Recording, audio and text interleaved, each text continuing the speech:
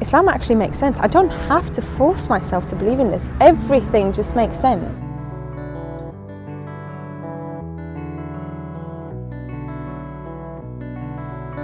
Today we're in Luton and I'm here meeting with Thea. She's a Romanian revert to Islam, and I'm especially excited to talk to her, not only because she has a lot to talk about on the struggles and joys of being a revert, but because she is a hijabi who works in ambulance services.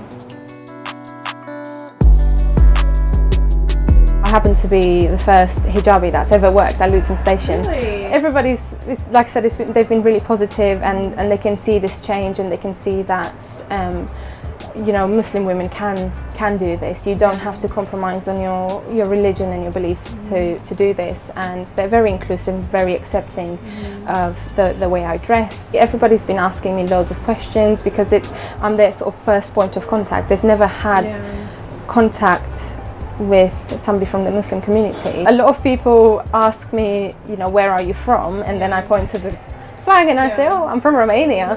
And they say, oh, are there Muslims in Romania? I didn't know that.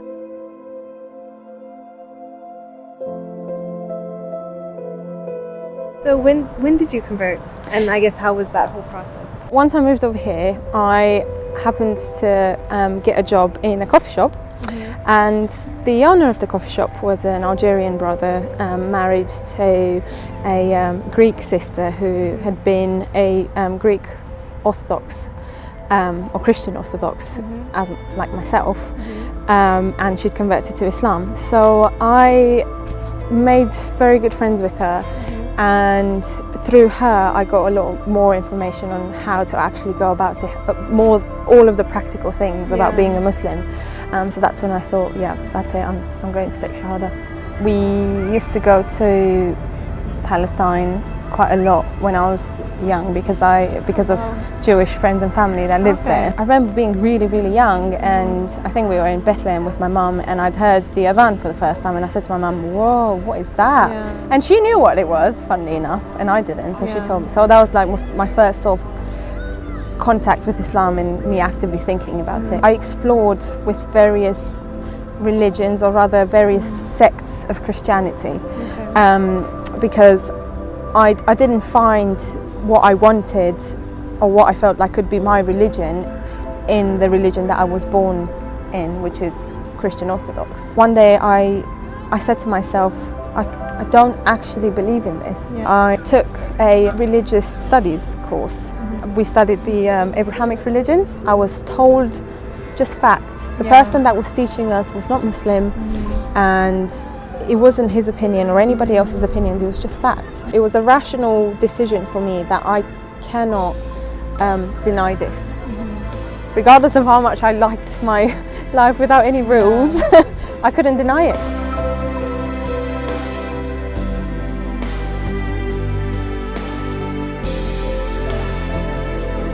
What about like before you started working here? Did people tell you you wouldn't be able to work somewhere like this because of your hijab? I've encountered most of that mentality in my family. They were really worried that I definitely wouldn't be able to achieve anything, that I'd end up cooking and cleaning for the rest of my life. Hijab is the main struggle for me. I struggle to keep it on. I've taken it off many times when I went back home.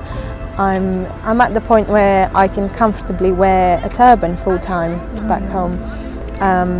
But it's still like that elephant in the room.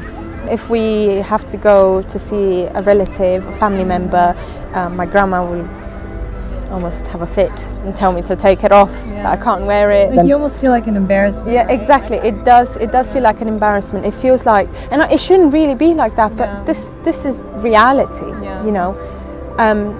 A lot of people say, oh, you know, just keep it on, and they'll admire your strength in your faith, and they'll admire how much you want to practice your religion. It doesn't work like that.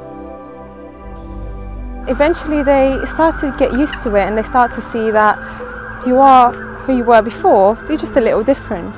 And to the people who are looking into Islam and they are thinking of converting or reverting, I would tell them to be open to their families about their search, about their quest, and about their struggles in finding this religion and in finding out about Islam, so that it's not a total shock.